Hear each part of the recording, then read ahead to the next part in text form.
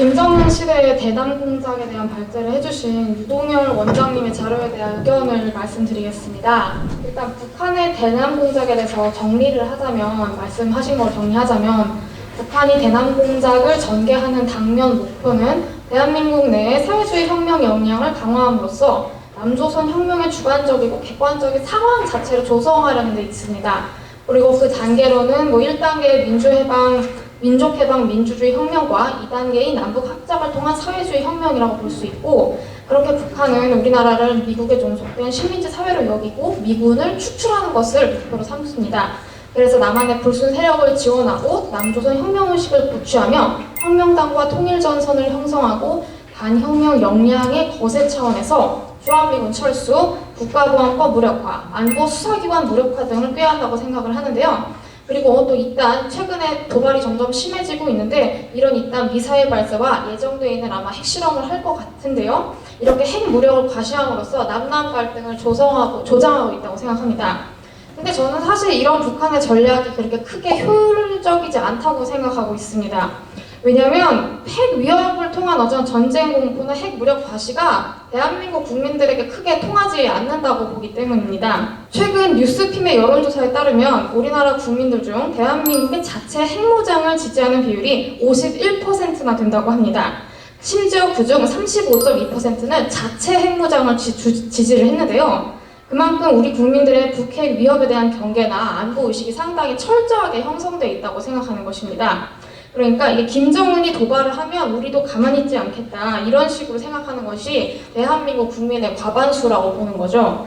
그리고 심지어 더불어민주당을 지지하는 사람들도 78%나 우리나라의 그 핵 잠수함 추진을 찬성한다는 여론조사가 있었습니다. 일부 친북적인 성향을 갖고 있는 사람들도 북한의 핵 위협에 대해서는 김정은 정권의 핵 개발에 대해서 비판적이라는 뜻으로 해석이 됩니다.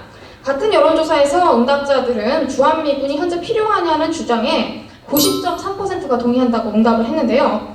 이는 대한민국 사회 내에서 주한미군의 필요성에 대해서는 정치 성향이나 기타 모든 것을 불문하고 이견이 없다는 것을 의미한다고 봅니다. 국가보안법의 필요성 또한 2018년 데일리안의 여론조사에 따르면 53.6%가 존치가 필요하다고 응답을 했습니다. 즉, 대한민국 국민들의 안보의식이 생각보다 문재인 정권을 거쳤음에도 불구하고 많이 뚜렷하고 국가관이 긍정적이고 대한민국 체제를 증정하는 사람이 절대 다수라는 뜻입니다. 그래서 2021년 실시된 여론조사 공정의 조사에서는 무려 64.6%가 국가보안법 존치가 필요하다고 답한 것입니다. 즉, 북한의 사상적 대남 공작이 매우 열심히 실시되고는 있지만 그래도 우리 국민들이 나라를 사랑하는 마음이나 국가관이 뚜렷하게 잘 먹히지 않는다고 봐야 될 것 같습니다. 그리고 사실 제가 또 긍정적인 이유는 이런 여론을 주도하는 것이 기존의 6070 반공 의식이 뚜렷한 세대가 아니라 2030 세대들이 오히려 반공 의식이 더 뚜렷하다고 생각하기 때문입니다. 아산정책연구원이 2021년 9월 발표한 여론조사에 따르면 남북 간의 전쟁 가능성의 위협에 대해서 좀 위협적으로 보는 것은 60대가 아니라 오히려 20대였습니다. 54.9%로 절반이 넘었고, 남북 관계에 대한 부정적인 인식이 예를 들어 20대 같은 경우는 85.1%에 달합니다. 대북 제재 해제에도 20대들이 60대들보다 더 반대 의사를 많이 표명했습니다.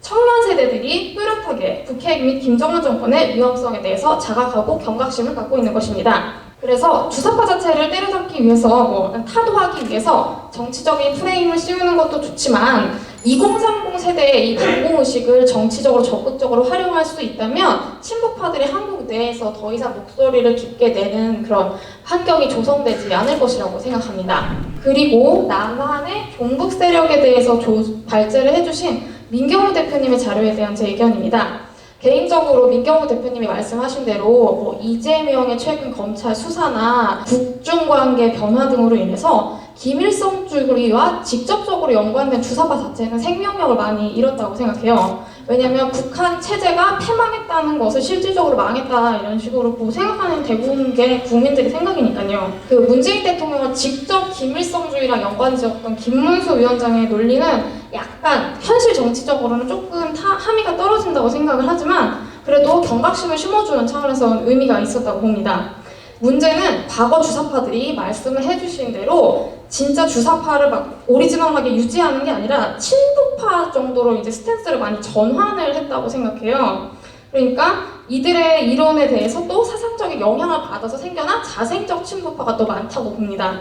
이런 사람들이 이제 촛불 집회 나오고 최근에 이제 윤석열 대통령 퇴진 집회 같은 데 등장을 한다고 생각을 하는데, 그래서 원래 다 죽어가야 하는 이 주사파 세력에게 자생적 친북파가 정치적인 산소 호흡기를 붙여놓고 어떻게 보면 호흡을 공급한다고 생각을 하는데요.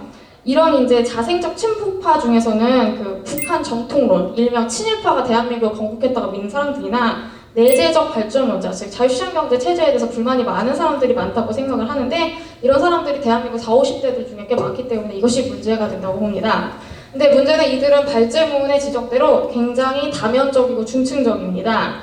예를 들어 박지원 전 국정원장 같이 자유시장 경제 원리에 대해서는 되게 잘 이해하고 있음에도 명백히 친북 노선을 걷고 있는 사람도 있고, 혹은 그 북한 체제에 대해서 분명히 비판적인 의식을 갖고 있고 북핵 위협에 대해서 불안을 느끼지만 농업과 중소기업을 중시하고 반대기업 정서가 강하고 대기업에 무조건 비판적인 그런 내재적 발전론 성향을 갖고 있는 사람들이 은근 있거든요.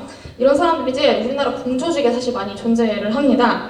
그래서 이런 사람들을 통째로 주사파 이렇게 지적해서는 안 되고, 중도층이나 무관심층의 어떤 지지를 얻기 위해서는 이런 사람들은 어떻게 보면 자생적인 친북파 혹은 내재적 발전론자 정도로 부르는 것이 타당하다고 봅니다.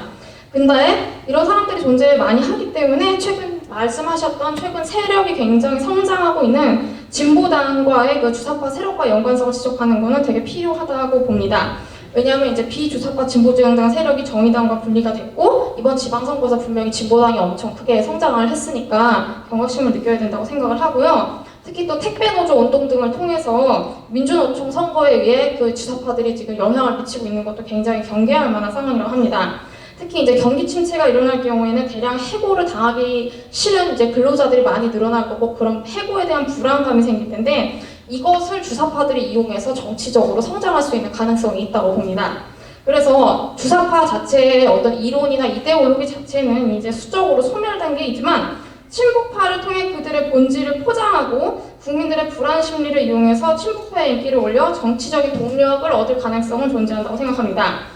다행히도 조국 사태 등에서 봤다시피 친북파들의 내로남불 행태가 국민들에게 혐오감을 불러일으키고 있고, 이런 이유를 통해서 친북파들이 정권을 잃어버리긴 했지만, 그래서 친북파들에게 이제 주사파가 기생하는 것을 막아야 하는 것이 저희가 그 당면 과제라고 생각을 하고, 그들의 내로남불 행태라든지 정책적 잘못이나 이런 현실 정치적인 탐의를 지적을 하는 것이 효율적인 전략이 될 것이라고 생각하고 있습니다. 들어주셔서 감사합니다.